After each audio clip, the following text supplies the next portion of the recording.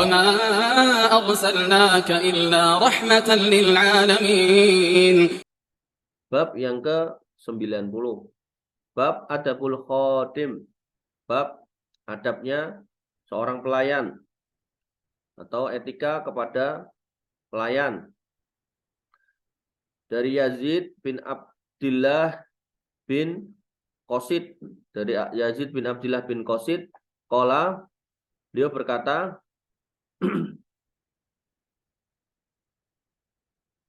arsala Abdullah ibni Umar, Abdullah bin Umar mengutus gulaman, pelayannya, budaknya,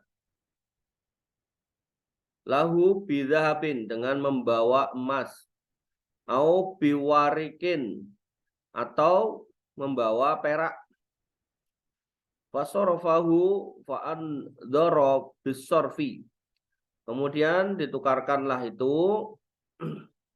emas atau peraknya itu, faraja'a ilaihi, kemudian balik kepada Ibnu Umar. Ya.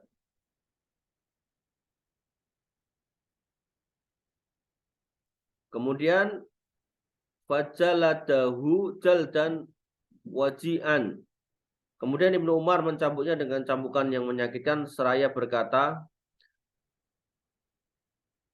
waqala, dan Ibnu Umar berkata, dicambuk itu dengan cambuk yang keras, dan kemudian dia mengatakan, idhab fakhudhil ladzi li wala tusrif, pergi tarik lagi harta kepunyaanku dan jangan kamu tukarkan dengan cara sorf.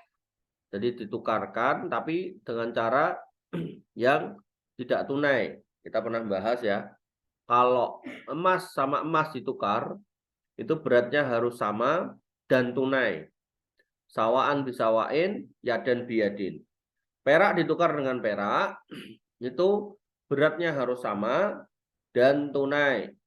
Beras dengan beras, buk jenisnya beda, beras bentik wangi ditukar sama IR64 itu kan. Kalau benar-benar tukar beras dengan beras, maka beratnya harus sama dan tunai. Tapi kalau jenisnya beda, beras ditukar dengan emas misalnya gitu, beratnya nggak harus sama tapi harus tunai. Nah di sini budaknya Ibnu Umar melanggar gitu loh. Dia melakukan tukar menukar emas atau perak, bisa emas dengan emas, bisa emas dengan perak, tapi dilakukan dengan cara kredit. Nah, jadi jual beli emas kredit itu nggak boleh ya. Nah maka dalam hal ini itu budak dicambuk oleh Ibnu Umar karena dia melanggar apa namanya syariat gitu. Maka dia mengatakan idhab fakhudil ladzi li, ambil itu tadi yang kamu tukarkan, wala tusrif, dan jangan kamu lakukan tukar menukar, karena emang itu harta-harta yang tidak boleh atau jenis benda yang tidak boleh dipertukarkan secara kredit, harus yadan biyadin, harus dengan tunai gitu. Ya, jadi nggak boleh dengan cara kredit. Jadi kalau beli emas nggak boleh kredit. Kalau jadi pengusaha emas jangan kreditin emas. Saya kemarin beli itu ukurannya 0,0002. Jadi nolnya 3 tambah 2 berarti 4. 4 di belakang koma. Emas itu. Kalau kita pernah kenal emas batangan gitu kan. Nah, ini emasnya kecil banget. Saupil itu. Jadi emas upilan. Itu kalau dirupiahkan cuma 5.000. Nah, gitu solusinya, jangan dikreditin gitu kan. Kalau dikreditin nggak boleh. Wa an Abi Mas'ud radhiyallahu an qala, dari Abu Mas'ud radhiyallahu anhu beliau berkata, kuntu adribu gulaman li, dulu aku pernah memukul budakku. Gulam, budak yang kecil, budak kecilku ini pernah tak pukul. Wasami itu min khalfi sautan, lalu aku mendengar suara dari belakangku, i'lam Aba Mas'ud dillah, i'lam Aba Mas'ud lillahi aqdaru alaika minka alaih. Wahai Ibnu Mas'ud, ketahuilah sesungguhnya Allah aqdaru alaika minka alaih, lebih berkuasa atasmu daripada kuasamu atas budakmu itu. Ya. Fal tafattu, maka kemudian aku menoleh, fa idza huwa Rasulullah sallallahu alaihi wasallam, ternyata dia adalah Rasulullah sallallahu alaihi wasallam. Qultu ya Rasulullah, aku berkata, wahai Rasulullah, fa huwa khurrun liwajhillah, dia aku merdekakan karena aku berharap pahala melihat wajah Allah Subhanahu wa taala.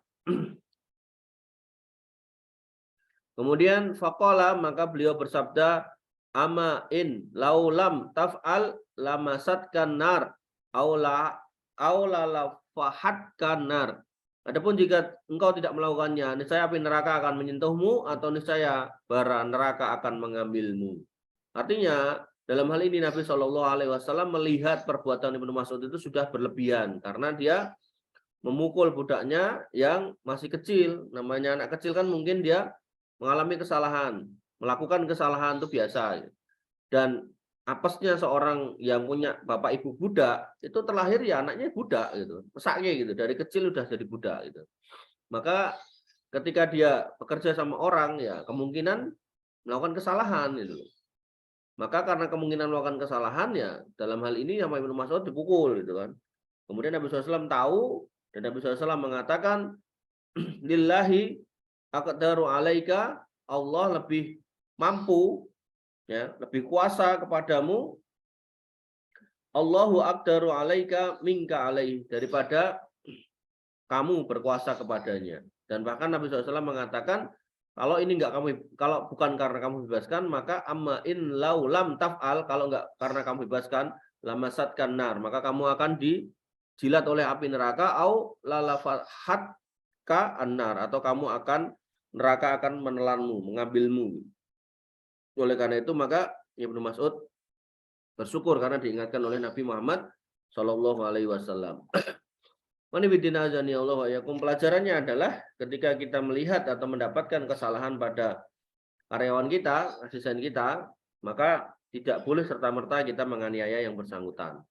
Ya, makanya kalau kita lihat di berita ada kemudian orang Islam, gitu. Kalau orang kafir biarin aja lah itu. Kalau ada orang Islam yang menganiaya asistennya, gitu kan, maka itu jelas bukan akhlak dari seorang Muslim. Ya, bahkan yang berita yang viral barusan belum lama ini, ada satu pesantren di Pasuruan, ya, adik kelasnya dituduh mencuri, nggak ngaku, kakak kelasnya ngancem dengan cara diguyur bensin sambil diancam pakai korek. Ya, namanya anak SMP mungkin ya, perkiraan saya SMP gitu. Itu nalarnya belum jalan itu. Api kalau ketemu sama bensin nggak harus didekatkan, itu nggak harus dekat, itu nyala gitu. Karena bensin itu punya titik uap yang sangat rendah. Jadi uap bensin itu kalau di suhu kamar itu udah nguap itu. Nah, uapnya ini bisa terbang, namanya uap gitu. Dan ketika terbang pada jarak tertentu ketemu api atau listrik, itu bisa apa? Bisa bulat gitu loh, bisa nyala gitu loh. Nah, ini si kakak kelasnya ini ndak-ndaknya ngancem gitu loh. Ayo tak obong loh ini orang aku gitu. Padahal posisi adik kelasnya udah diguyur gitu. Akhirnya terbakar 20 hari di rumah sakit dan mati gitu kan. Nah, ini dosa membunuh ini. Maka seorang muslim nggak boleh seperti itu ya. Artinya kalau seseorang itu sudah dituduh dan nggak ngaku, lalu yang nuduh nggak bisa mendatangkan bukti atau saksi, ya sudah gitu. Soal dia nanti berbohong, ya itu terserah dia gitu. Ya, tapi kalau dipaksa ngaku dengan cara gitu, terus ngaku terus dia misal nggak ngambil, terus ngapa gitu. Ya, sama halnya ketika Pak polisi nangkap penjahat. Kalau emang dia nggak bisa membuktikan, ya jangan dipaksa, gitu. Jangan digebukin, jangan ditembak kakinya. Gitu. Ya, maka ini perlu menjadi koreksi buat kita semua ya. Barangkali nanti kita di masyarakat kita diamanai untuk jaga keamanan, gitu. Kalau nangkep pencuri, kalau emang kita nggak bisa membuktikan, ya nggak ada saksinya, ya maka jangan asal nuduh, bahkan sampai nyawa terbakar.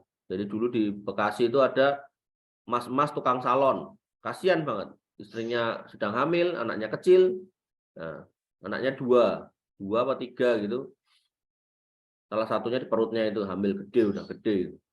Jadi dia mau pulang dari dia punya tempat workshop buat garap salon, mau dibawa ke rumah gitu kalau nggak salah seperti itu, mampir ke masjid sholat gitu. Terus setelah selesai sholat, jalanlah dia, kebetulan ke masjid itu masbuk dia kan, jadi nggak jamaah gitu kan, sholatnya sendirian. Nah, ada yang lihat itu, dikiranya nyolong salon masjid itu kan. Akhirnya sama masyarakat digebukin sampai akhirnya entah dibakar entah apa, pokoknya mati orang itu, kasihan itu. Ya, maka kita kalau hati-hati, maka hal-hal seperti itu nggak akan terjadi. Nah,